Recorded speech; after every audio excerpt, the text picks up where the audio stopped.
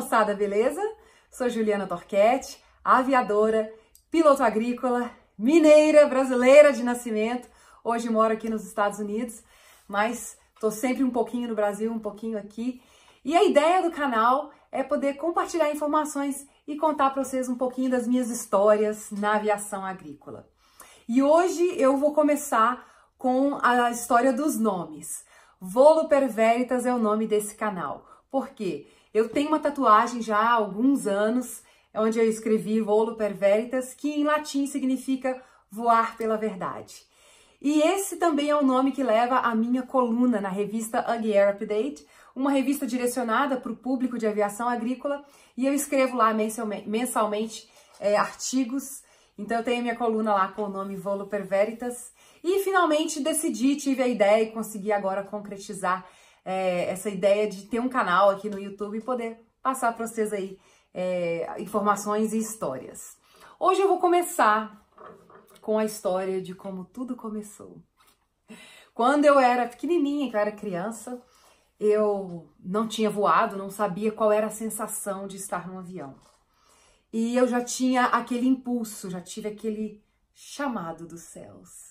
E eu decidi desde criança, lá 12, 13 anos, que eu queria ser piloto, queria ser aviadora. Então hoje eu vou começar contando para vocês essa história. Os próximos vídeos do canal eu vou compartilhar alguns vídeos que eu fiz voando, aplicando. Tem alguns vídeos também que eu vou falar dos artigos que eu escrevi para a revista Ag Air Update. E enfim, a coisa vai ser bem diversa, bem descontraída. Fiquem à vontade para mandar mensagens, sugerir, criticar, elogiar. Enfim, o importante é a gente ter esse canal de comunicação aberta. Então hoje eu vou começar com a história do início de quando eu decidi que eu queria ser piloto. Então, como eu disse para vocês, lá para os meus 12, 13 anos, eu tinha certeza de que eu queria ser aviadora. Mas eu não tinha ideia por onde que eu iria começar, né, essa jornada aí tão longa e, cara, porque o trem tá um dinheiro, né? Vamos combinar. E fui crescendo, conversava com algumas pessoas, porque naquela época, não tinha o acesso, a gente tinha internet, né? Já existia internet, mas eu não tinha em casa, na minha rua, ninguém tinha internet. Então a gente não tinha o acesso às informações como a gente tem hoje. Então o negócio era mesmo assuntando com um daqui e outro dali. E eu lembro que eu comecei a comprar revistas. Eu ia na banca de revistas e comprava revistas sobre aviação. Mas tudo muito assim, né? Esperava um mês pela próxima revista e não conhecia nenhum piloto naquela época. E quando eu descobri o tanto que o trem era caro, eu falei, não vai dar. Porque o meu pai e minha mãe são pessoas muito simples, né? Nós éramos 4 filhos. Então, a gente não tinha condição, né, de bancar um curso de piloto. E aí eu fui crescendo, eu falei, eu vou ter que tirar esse trem de cabeça e largar esse negócio pra lá.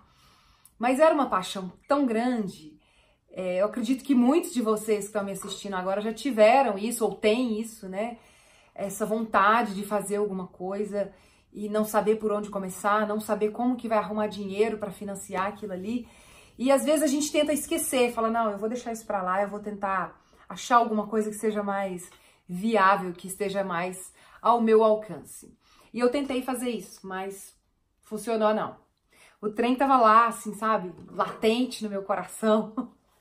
E então, um dia, conversando com uma pessoa, era um senhor, ele me deu uma ideia. Eu tinha uns 17 anos já. Ele falou assim, você tem uma altura boa, tem uma carinha até boa, mais ou menos. Por que você não vai ser comissária de bordo? Eu falei, mas eu não quero ser comissária, eu quero pilotar. Ele falou, mas aí é que está o pulo do gato. Você vai ser comissária, você já vai estar no meio da aviação, você vai ter uma renda que vai te permitir bancar as suas horas de voo. Eu falei, eu acho que eu vou fazer isso. E assim eu fiz. Em 1999, eita, agora nós vamos entregando a idade. Em 1999, em Belo Horizonte, eu fui fazer o curso de comissária de bordo. E aí fui estudando inglês por conta, sozinha, porque também não tinha grana para ficar fazendo curso de inglês, mas todo mundo já me falava, ó, tem que falar inglês, não pode estar muito acima do peso, tem que estar com os dentes bonitinhos. Então eu fui pegando tudo aquilo que as pessoas falavam pra mim e eu tinha aquela imagem da comissária, né, bonita, bem penteada, os dentes, sorriso bonito, falando mais ali 1 ou 2 idiomas, né? E fui tentando me enquadrar ali, me encaixar, né, para poder participar de um processo seletivo.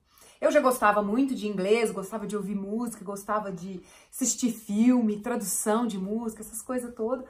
Então, em 2001, eu já tinha mandado currículo para as empresas aéreas e fui chamada para uma seleção. E passei, gente. Só que aí que tá. Em 1999, eu tinha 20 anos. Eu nunca tinha voado de avião. Eu tinha voado, para falar que eu nunca tinha voado na vida, eu tinha voado uma vez num helicóptero.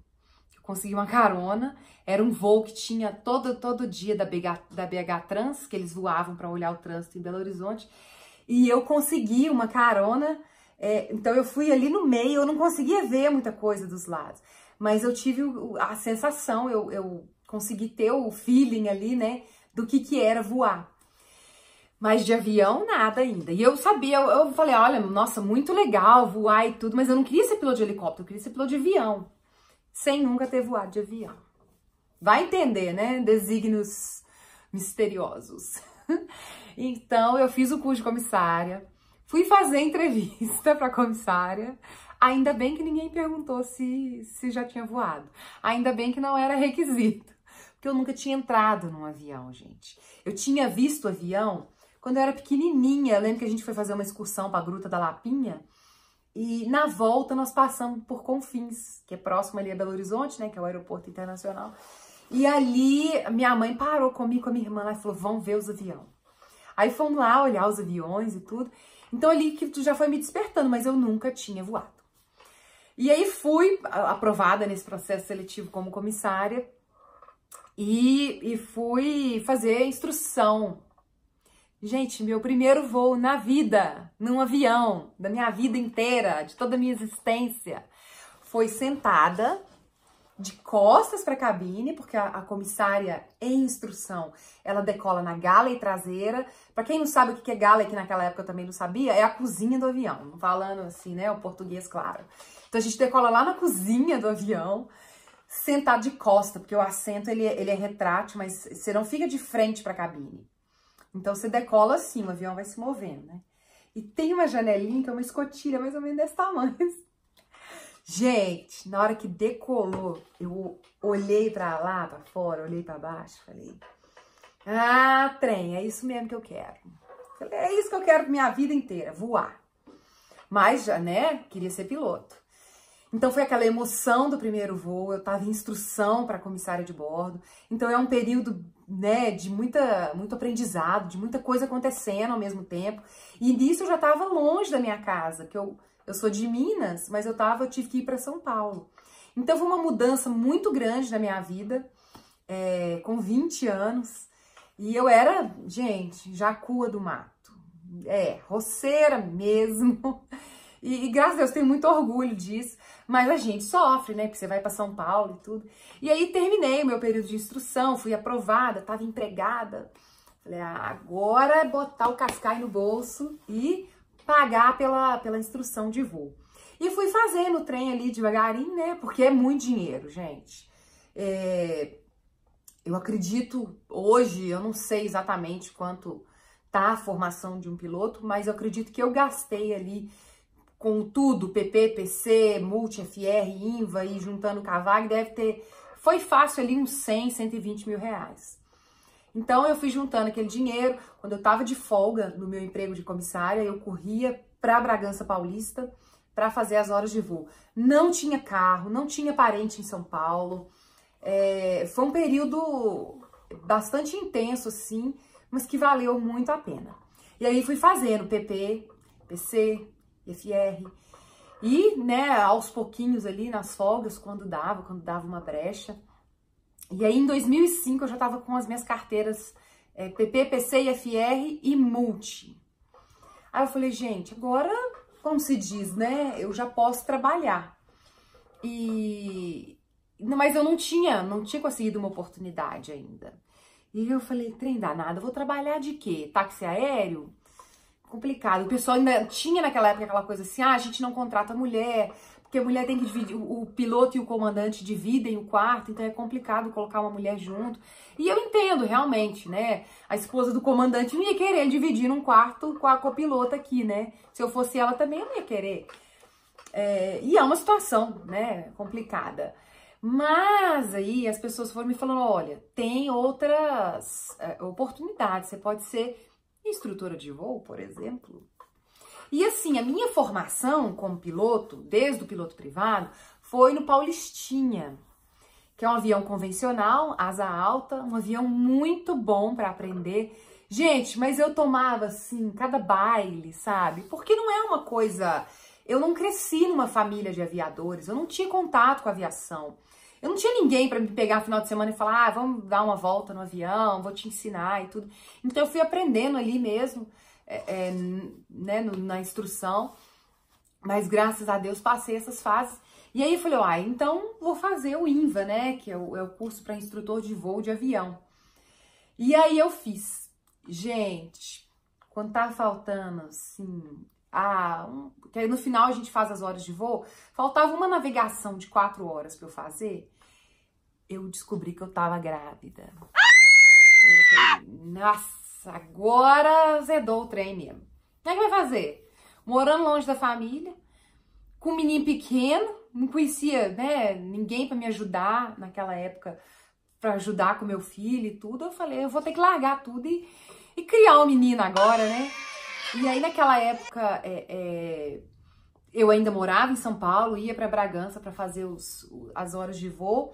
Aí eu falei, eu vou ter que dar um tempo. Falei lá no Aeroclube. Aí fiz a última navegação. Não falei para ninguém que eu tava grávida, boca de siri. Fui lá, ainda fiz uma navegação, se não me engano, era uma navegação solo. Fui eu e o bebezinho na barriga. Aí voei, fiz o cheque, mas... Aí eu tive que falar, pessoal, gente, que eu já tinha mais ou menos engatilhado um emprego lá. Eu falei, não vai dar pra eu começar a trabalhar agora, porque vou ter menino. Aí o pessoal falou, nossa. Aí uma amiga minha falou assim, Juliana, você vai perder a vaga. 9 meses de gestação, até o menino nascer, até você poder voar. Mas aí deu tudo certo, passou a gestação, eu tive meu filho. E aí eu pedi demissão do meu emprego de comissária de bordo, com o coração na mão, porque era um emprego muito estável, né? Pagava relativamente bem. Mas eu falei, não, eu vou dar esse passo, assim, ousado e corajoso, mas eu acredito que eu tô indo na direção do que eu quero. Então pedi demissão, eu não era mais comissária, e comecei. As coisas quando é para acontecer, gente, e a gente faz a nossa parte, elas acontecem e dão certo. Porque eles sempre quiseram ter pelo menos uma mulher instrutora lá, para que as meninas se sentissem, né, mais à vontade, mais inspiradas, e para que as pessoas pudessem entender que a aviação é um mercado também para mulher. Então, até então, não tinha aparecido nenhuma outra instrutora, nenhuma outra mulher, nenhuma menina.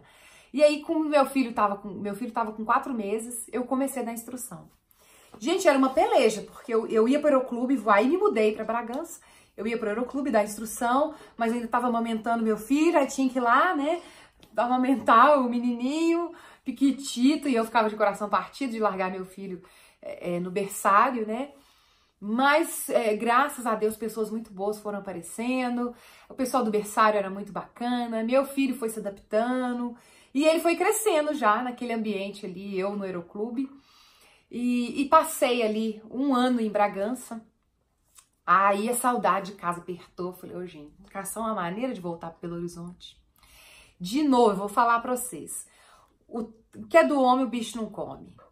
Tem um ditado que fala que o que é seu vai arranjar uma maneira de chegar até você, e isso é verdade.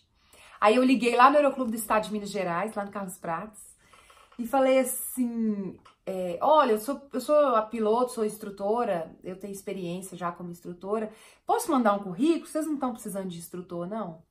E naquela época eu não podia trabalhar final de semana, porque não tinha quem ficasse com o meu menino.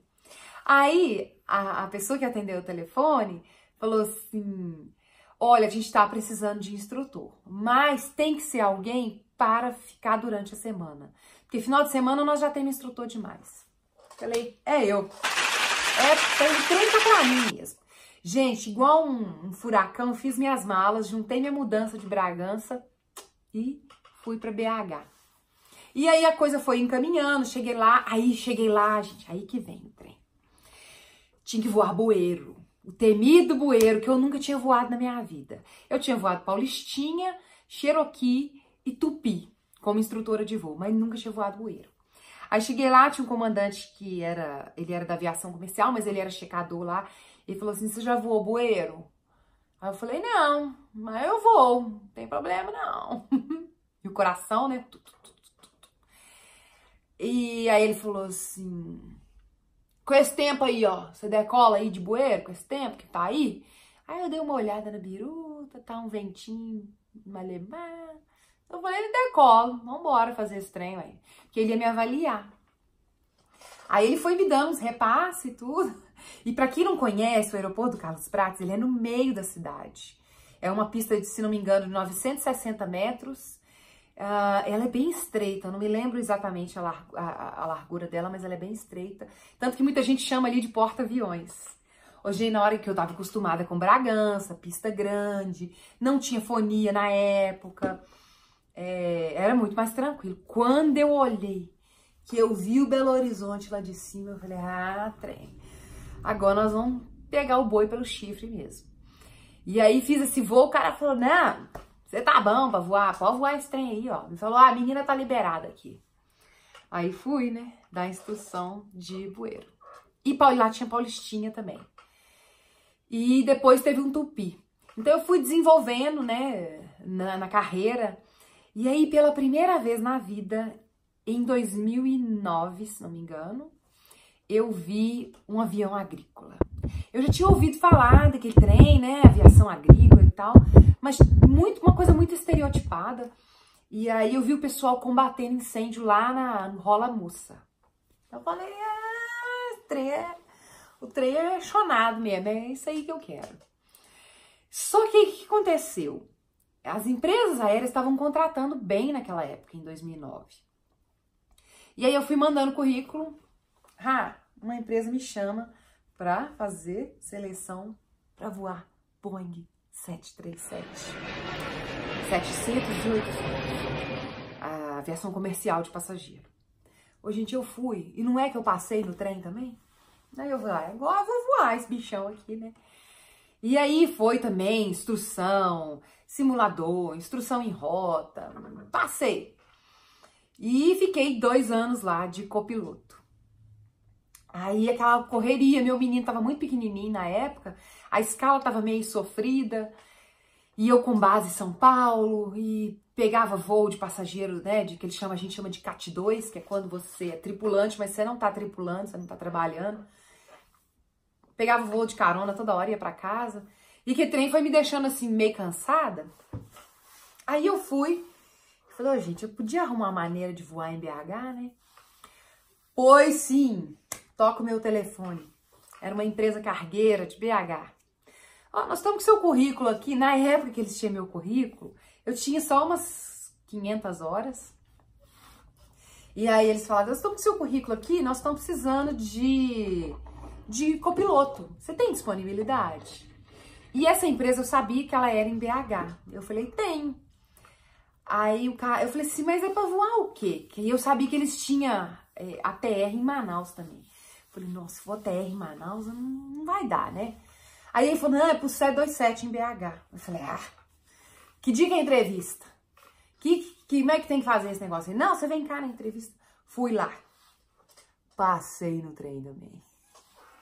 Aí passei 2 anos, eu tinha passado 2 anos no 737 de passageiro, e fui para essa empresa cargueira, e foi uma época muito boa, porque aí eu podia estar mais perto do meu filho, os voos eram a maioria noturno, e a aviação cargueira é uma aviação diferente, assim, a escala é um pouco diferente, porque eu penso assim, não é a empresa que tem que se adaptar a mim, eu tenho que me adaptar à empresa.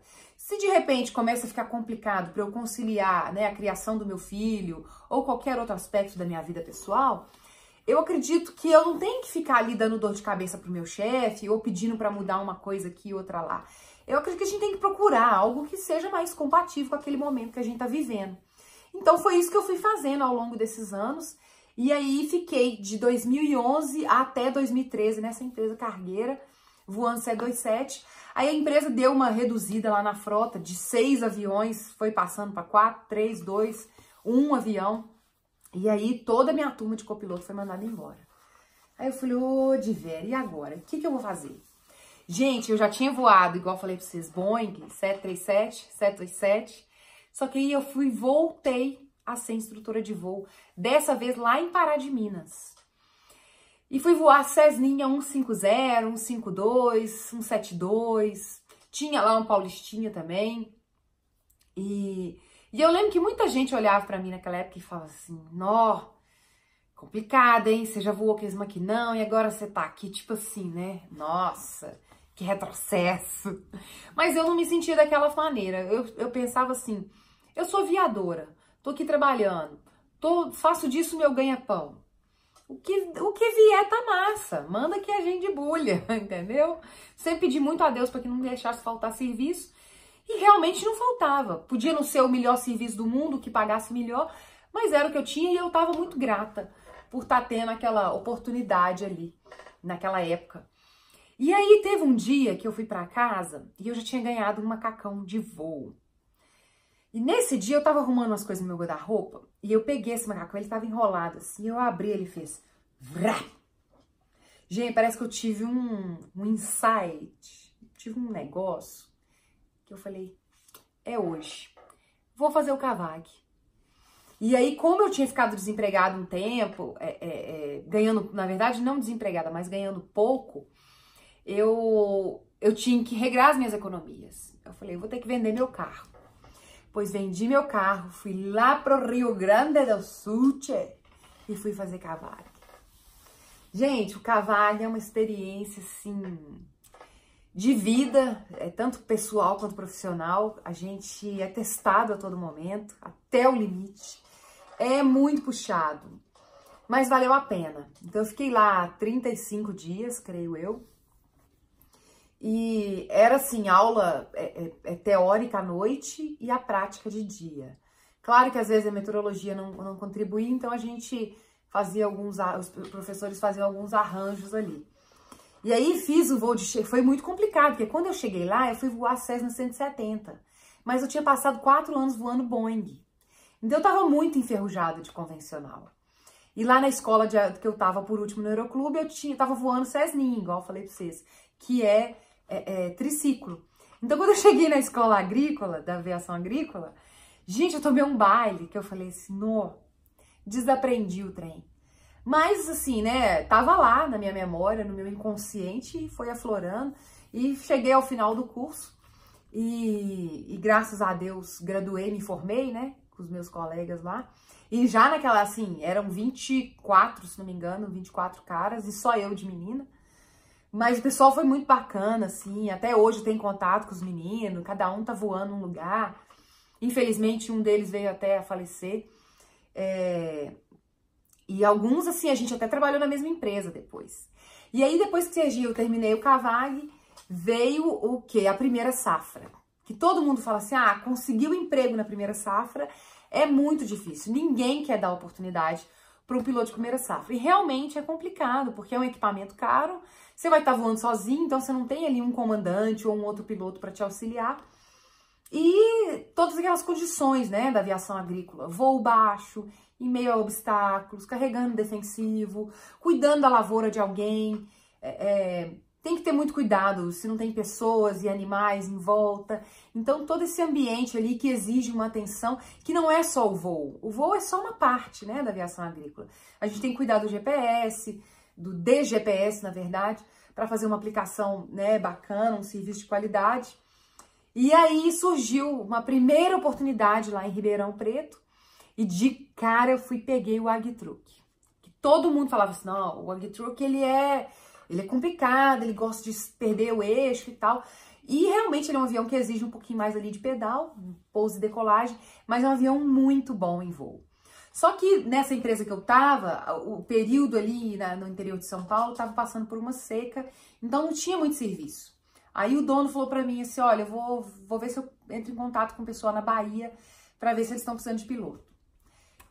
Nessa época meu filho estava com 6 anos, mas aí eu não podia, né, me dar o luxo de estar em casa e tudo. Fiz as malas e fui embora para Luiz Eduardo Magalhães, interior da Bahia. Gente, foi muito puxado, porque eu ficava na base da empresa, que era no meio de uma área rural, então não tinha nada em volta, e eu ficava sozinha naquela casa.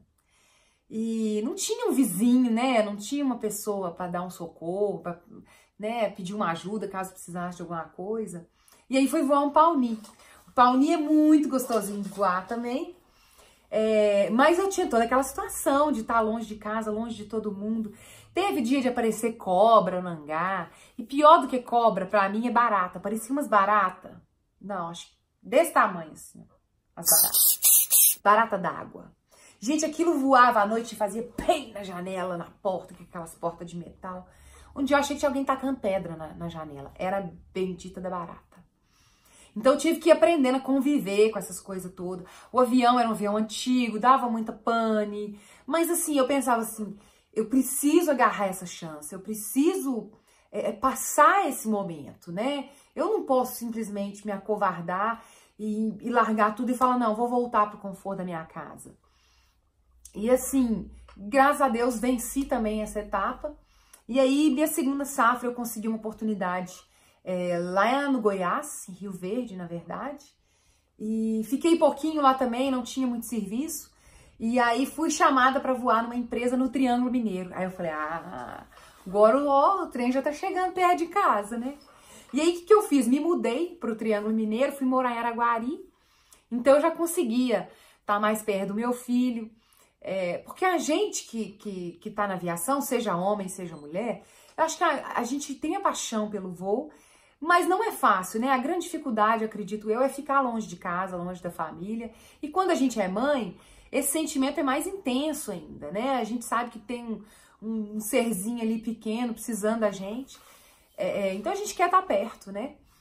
E aí fui morar em Araguari, voava ali em Turama, Conceição das Alagoas, Campo Florido. Então eu já conseguia conciliar um pouco melhor. Isso foi, se não me engano, em 2015. E aí fiquei lá nessa empresa uns 3 anos, voei lá essas safras todas. E aí fui voar em Ipanema. Gente, no dia que eu comecei nessa empresa, eu caí de moto. Arrebentei meu braço aqui, ficou na carne viva. Torci meu pé ficou super inchado, com um hematoma enorme. Eu falei, vou chegar mancando pra voar. Primeiro dia de serviço na firma, vou chegar mancando. O que o povo vai achar de mim, né? Mas fui assim mesmo. E ali fui vencendo, graças a Deus. E aí peguei experiência no Ipanema e tudo. Ipanema é um avião, né? Diferente do Pauni, diferente do Agtruck. E fui voando. E aí eu já comecei a almejar outros horizontes, que eu falei, gente, eu quero voar em outro país, eu quero fazer esse trem. E assim, eu já tava com meu inglês bem afiado e tudo, e aí passei uma temporada no Canadá, trabalhei de badeco, né, eu não sou muito fã dessa palavra, porque dizem que é uma palavra meio pejorativa, mas fui badecar lá no Canadá, trabalhar de ajudante, e trabalhei muito, muito mesmo. Eu carregava o avião com defensivo, eu dosava, eu limpava os aviões, eu cuidava da parte de escritório, atendia telefone, fazia as ordens de serviço para as aplicações aéreas, imprimia mapa, fazia cobrança, mandava as faturas e tudo. Então, assim, de novo, eu terminei a minha safra como piloto no Brasil, isso foi em 2016, terminei a minha safra no Brasil e casquei fora pro Canadá para badecar lá. E aprendi muito e falei, eu vou tirar minhas carteiras aqui e vou meter as caras aqui, vou ver se eu acho um emprego de piloto agrícola, né? Só que aí o que aconteceu? Conheci meu marido agora, o meu atual marido, que ele é americano, e aí eu me casei aqui nos Estados Unidos. E o meu marido, ele é piloto agrícola. Então a gente começou, né, a desenvolver aquela ideia toda de trabalhar junto. E aí acabou que eu vim pra cá, deixei o plano Canadá de lado, vim para os Estados Unidos, tirei as minhas carteiras aqui, fiz tudo, exame médico, convalidei PP, fiz PC. Aliás, isso vai ser tema de um dos vídeos que o pessoal pergunta muito como que é voar aqui nos Estados Unidos, o que que precisa. Então depois eu vou fazer um vídeo sobre isso, exclusivamente sobre isso, tá? E aí passei mais essa etapa, que também foi muito sofrida. A gente fazer as coisas num país que não é o nosso é complicado, a gente não entende muito bem como é que as coisas funcionam, né? Os pormenores ali das regras e até mesmo o jeito do povo, né? Que é um jeito diferente do nosso. Mas assim, todo mundo me recebeu muito bem. Graças a Deus, as coisas foram acontecendo de uma maneira muito bacana. E aí, ano passado, 2018, eu fiz a minha primeira safra aqui. Gente, me deram um Thrush para voar. Que é esse avião aqui. Deixa eu virar aqui pra vocês verem. Deu pra ver? Acho que sim, né? Que é um avião turbohélice com motor GE.